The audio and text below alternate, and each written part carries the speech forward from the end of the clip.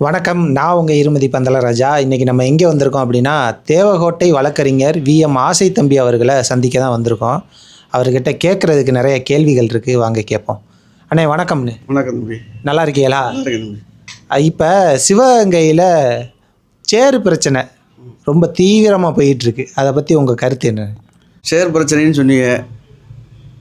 தமிழக சட்டமன்றத்தில் சபாநாயகரை கீழே தள்ளிட்டு திமுக போய் சேரில் உட்காந்ததை பற்றி கேட்குறீங்களா? இல்லை இல்லை இல்லை, அந்த சேர் பிரச்சனையை கேட்கல. சிவகங்கையில் அதிகாரி சேரில் அந்த எம்எல்ஏ உட்காந்துட்டாங்க அப்படின்னு ஒரு பிரச்சனை. அது ஒரு மக்கள் பிரச்சனையை பேசுகிறதுக்காக சிவகங்கை நகராட்சிக்கு எம்எல்ஏ குழந்தைராணி அவர்கள் போகிறாங்க. யதார்த்தமாக போனவொன்னே டக்குன்னு அவர் ஆணையாளர் என்ன பண்ணுறாரு, எந்திரிச்சிட்டு உட்காருங்கம்மான்னு சொல்லி உட்கார சொல்கிறார். இதை திமுக பெருசுப்படுத்துறது நாகரிகம் கிடையாது. எத்தனையோ மக்கள் பிரச்சனை இருக்குது. நம்ம எலெக்ஷனில் தோற்றுட்டோம். இந்த தோற்றதை எப்படி சரி பண்ணலாம், மக்கள்கிட்ட எப்படி போகலாங்கிறத விட்டுவிட்டு இந்த சேரில் உள்ள துண்டை மாற்றுறது, இதெல்லாம் தேவையில்லாத பிரச்சனைகளை அவங்க தலைமை எப்படி நடக்குதோ அதே மாதிரி கீழே உள்ளவங்களும் பண்ணுறது, இது நாகரிகமாக தெரியல. அதே போல் அந்த திமுகவில் உள்ளவங்களை பேட்டியில் கூட நான் பார்த்தேன். எம்எல்ஏ குண்டர்களோடு வர்றான்னு சொல்கிறாங்க. அங்கே அவர் கூட போனவங்க எல்லாருமே கட்சிக்கார ஒருத்தர் வழக்கறிஞர் போகிறாங்க. இது ஒரு கட்சியில் ஒரு எம்எல்ஏ வந்தாங்கன்னா அந்த சைடு உள்ளவங்க நிர்வாகிகள் போகிறது இயற்கை. இவங்களெல்லாம் குண்டருங்கிற வார்த்தையை பயன்படுத்துகிறதெல்லாம் திமுகவுக்கு நாகரிகம் இல்லை. இத்தனை வருஷம் நாங்கள் ஆண்டோம், இத்தனை வருஷம் ஆண்டோன்னு சொல்கிறாங்க. முதல் நாகரிகமான அரசியலை கற்றுக்கணும். இளைஞர்கள் ஆட்சி இப்போ வந்திருக்கு. இவங்களுக்கு வழியை விட்டுட்டு இதில் என்ன நம்மளுக்கு கருத்து சொல்லலாங்கிறத கருத்து சொல்லணுமே தவிர, இது விட்டுட்டு தேவையான இந்த சேரு வாலி ஈலிலாம் சொல்லிக்கிட்டு இருக்கிறதுலாம் நல்ல பழக்கம் இல்லை. எம்எல்ஏ திடீர்னு வந்தவொடனே உட்காருங்கம்மா சொல்லி உட்கார சொல்லிட்டு நான் எதிர்த்தால போய் உட்கார்ந்தேங்கிறது ஆணையரே அதுக்கான விளக்கத்தை கொடுத்துட்டார். இதை திமுக பெருசுப்படுத்துறது அவங்க கட்சிக்கு அழகல்ல, அவங்க தலைமைக்கு அழகல். சரி தம்பி, இப்போ சேருதே உங்களுக்கு பிரச்சனையா? சேருவே பிரச்சனைன்னு நினைக்காதீங்க. மக்களோட வரி பணத்தில் கரூர் மாவட்டத்தில் ரோடு போட்டதாக சொல்லி அந்த ரோட்டுடைய பணத்தை எடுத்துகிட்டு போன முன்னாள் அமைச்சர் ஏவா வேலு இப்போ இங்கே தமிழ்நாட்டில் இல்லை. இங்கெல்லாம் ஆஸ்பத்திரி இல்லாமல் சிங்கப்பூர் ஆஸ்பத்திரியில் நெஞ்சுலின்னு படுத்திருக்கார். அதை கேட்குறதுக்கு இங்கே யாருக்கும் விஷயம் இல்லை. செய்கிறதே ஒரு பிரச்சனையா? மக்கள் வரி பணம் என்னாச்சு? ரோடு போட சொன்னால் ரோடே போடாமல் பில் எடுத்துகிட்டு போன கவர்மெண்ட் தான் திமுக கவர்மெண்ட்டாக இருந்திருக்கு. இன்னும் வர வர வர எவ்வளோ பிரச்சனை வருதுன்னு பார்க்க தானே போகிறோம். அதை விட்டு இதெல்லாம் ஒரு பிரச்சனைன்னு சொல்லிட்டு திமுக அரசியல் பண்ணுறது அது தப்பான விஷயம், அது கண்டிக்கக்கூடிய விஷயம். இப்போ எதனால், என்ன காரணத்தினால இந்த சின்ன சின்ன விஷயங்களை அவதூறுகள் பரப்பி ஒரு பெரிய அளவுக்கு கொண்டு போகிறாங்க அப்படின்னு தோணுது உங்களுக்கு? முழுக்க இப்போ நல்லாட்சி நடந்துக்கிட்டு இருக்குது. வேறு சில விஷயங்களை அவங்களால பேச முடியல. ஒரு மந்திரி அதை தப்பு பண்ணார், அங்கே போனார், அது பேச முடியல. அதனால் சின்ன சின்ன குற்றச்சாட்டுகள், இது மாதிரி குற்றச்சாட்டை சொல்லி மக்கள்கிட்ட இதை பெருசாக தாவேக்கா இது பண்ணுற மாதிரி காமிக்கிறாங்க. இதெல்லாம் மக்கள் எடுத்துக்கிற மாதிரி இல்லை. மக்கள் எடுத்துக்கிற மாதிரி இருந்தால் தான் ஏன் இன்றைக்கி கட்சி ஆரம்பித்த 2 ஆண்டுலேயே இன்றைக்கி முதலமைச்சராக உட்கார்ந்துருக்காருன்னா, 2 திராவிட இயக்கங்களையும் மக்களுக்கு வெறுப்பு வந்துருச்சு. பார்த்து அவங்கள சொல்லி பார்த்து வந்துருச்சு. இப்போ புது ஒரு வாய்ப்பை கொடுத்துருக்கா. இளைஞர்கள் 75% இளைஞர்களால் இன்றைக்கி தமிழ்நாட்டில் ஆட்சி நடக்குது.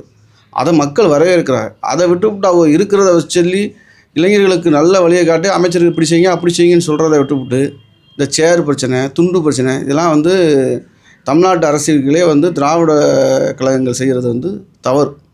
போன திராவிட முன்னேற்ற கழகத்தில் ஆட்சியில் எல்லா துறையிலும் சில ஊழல்கள் நிறையா நடந்திருக்கு. அந்த ஊழல்களை தற்சமயம் ஒன்று ஒன்றா தாவக அரசு விசாரணை பண்ணிக்கிட்டு இருக்காங்க. இதை திசை திருப்புறதுக்கு சின்ன சாக்கு போக்குகளை சொல்லிவிட்டு துண்டு சேரு ரீல்ஸ் போடுறது, இதை சொல்லிக்கிட்டு இன்றைக்கி திமுக இருக்கிறதுங்கிறது தவறு. இப்போ கரூர் சம்பவம் ஒரு வேதனையான ஒரு சம்பவம். அங்கே உயிரிழந்த குடும்பத்துக்கு அரசு வேலை கொடுத்துருக்காரு முதல்வர் விஜய். அது நிறைய பேர் ஆதரவு ஒரு பக்கம் இருந்தாலும் நிறைய சர்ச்சை உண்டாகுது, நிறையா பேர் எதிர்ப்பு தெரிவிக்கிறாங்க. அதை பற்றி உங்கள் கருத்து என்ன? அந்த 40 பேர் இறந்தாங்கல்ல, அப்போ அன்னைக்கு நீங்கள் ஒரு மீடியாவில் இருக்கீங்க, அந்த மீடியாவில் எந்தெந்த அரசியல்வாதி என்னென்ன அதுக்காக பேசுனாங்கிறத ஃபஸ்ட்டு எடுக்க சொல்லுங்கள். சிலர் கருணை அடிப்படை வேலை கொடுக்கணும், தமிழக அரசு 10 லட்சம் கொடுக்கணும், அவர் இதை கொடுக்கணும்னு எல்லாரும் பேசினாங்க.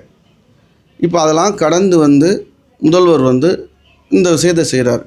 இதை வந்து வரையறுக்கத்தான் தவிர செய்யணுமே தவிர இதை வந்து சர்ச்சை சொல்கிற அளவுக்கு இதை எடுத்துக்கக்கூடாது. எனக்கு ஒரு அட்வொகேட்டாக என்ன சொல்கிறேன்னா, பப்ளிக் இடத்துக்கு ஒரு பொதுமக்கள் வந்துட்டாவே அதுக்கு பாதுகாப்பு கொடுக்க வேண்டியது அரசாங்கத்திற்கு கடமை. அந்த பாதுகாப்பை தவறுனது திராவிட முன்னேற்ற கழகம். இன்றைக்கி வந்து அந்த சம்பவத்துக்கு ஒரு முதல்வர் வந்து கருணை அடிப்படையில் சில வேலைகள் கொடுத்துருந்தாருன்னா அதை எதிர்க்கட்சியில் எல்லாரும் சேர்ந்து ஒருமித்த கருத்தோடு பாராட்டு தெரிவிக்கணுமே தவிர சர்ச்சைகள் பண்ணுறது அது வந்து ஏற்றுக்கொள்ள முடியாது, மக்களும் ஏற்றுக்க மாட்டாங்க. இப்போ நீங்கள் வந்து தேவகோட்டை வழக்கறிஞர், உங்களுக்கு வந்து காரைக்குடி அமைச்சரை பற்றி தெரியும், கனிம வளத்துறை அமைச்சரை பற்றி. இப்போ கனிம வளத்துறை அமைச்சர் மேலே நிறைய குற்றச்சாட்டுகள், நிறைய அவதூறுகள் வந்து எலெக்ஷனுக்கு முன்னாடிலேருந்தே சொல்லிக்கிட்டு இருந்தாங்க. அதெல்லாம் உடச்சி தான் இன்றைக்கி அமைச்சர் ஆகியிருக்கார். இன்றைக்கி அமைச்சரை பற்றி பேசுகிறத விட அவர் அப்பாவை பற்றி தான் அதிகம் பேசுகிறாங்க. அதுக்கு என்ன காரணம்? காரணம் என்னன்னா, இங்கே உள்ள கட்சிகள் வந்து இவருடைய வளர்ச்சியை வந்து ஏற்றுக்க முடியலை. அவங்க ஒரு பாரம்பரியமான அரசியல் குடும்பம். முதல்ல துரை கருணாநிதி அண்ணனோட பழகுனவங்களுக்கு தான் அவருடைய முழு விவரங்கள் தெரியும். அனோன் நம்பர் யாரோ ஒருத்தர் இங்கே இல்லை சிவகங்கை மாணவர் எங்கேயோ ஒரு இடத்துல வந்து இந்த மாதிரி எனக்கு ஒரு பிரச்சனைன்னு சொல்லி அடித்தா என்னன்னே கேட்காம கிளம்பி போயிடுவார். இன்னையிலேருந்து எங்களுக்கு பழகின 15-20 வருஷத்துலேருந்து இந்த வேலை தான் அவர் செய்கிறார். இப்போ ஒரு அமைச்சருடைய அப்பா யாராவது ஒரு பப்ளிக் அடித்தோடனே அந்த இடத்துக்கு போகிறார். இதை வந்து தவறுன்னு சொல்லி இதில் மீடியாவில் பெருசாக வந்து பண்ணுறது வந்து அதை ஏற்றுக்கொள்ள முடியாது. பப்ளிக்காக இருக்கிற யார் எல்லாரும் அமைச்சர் அப்பா இல்லை, நான் கூட எனக்கு போன வந்தால் கூட நான் போய் பார்க்கலாங்கிறதெல்லாம் யாரும் வந்து கட்டுப்படுத்த முடியாது. பார்த்தது தப்புன்னு சொல்ல முடியுமா? அது சொல்ல முடியாது. அது திசை திருப்ப நினைக்கிறாங்க. இல்லை ஆய்வு செஞ்சார். போய் என்ன ஆய்வு செய்வதற்கு என்ன இருக்குது? ஒன்றுமே கிடையாது. இப்போது அமைச்சர் இருக்கார், அமைச்சர் பிஏ கூப்பிட்டு அந்த இடத்துல வேலை நடக்கிறான்னு பார்க்க சொன்னால் பார்த்துன்னு சொல்கிறது அவருடைய கடமை. இதெல்லாம் வந்து ஆய்வு செஞ்சாருன்னா அதிகாரியை கூப்பிட்டு வச்சு இன்னும் எதுவும் பண்ணாரா? கிடையாது. ஒரு விஷயத்த போகிறாரு, அது போகும்போது அது 10 நிர்வாகிகள் கூட போகிறாங்க. இதை வந்து அரசியல் கட்சிகள் வந்து வரவேற்கணுமே தவிர நம்மளுக்கு வேலை நடக்குதா, பொதுமக்களுக்கு அரசியல் கட்சினா எதுக்கு? பப்ளிக் சர்வீஸ் பண்ண தானே அரசியல் கட்சி. அது ஏன் சுயநலமாக யோசிக்கிறாங்க? எத்தனையோ வருஷம் வந்து எல்லா கட்சியும் இருக்க தான் செய்யுது. திமுக அதிமுக தானே ஆண்டுகிட்டே வந்துச்சு, எல்லாம் பொறுமையாக தானே டீல் பண்ணுறாங்க. ஏன் ஒரு தாமேக்கா வந்தோடனே உங்களுக்கு என்ன பொறாமை வளர்ச்சி?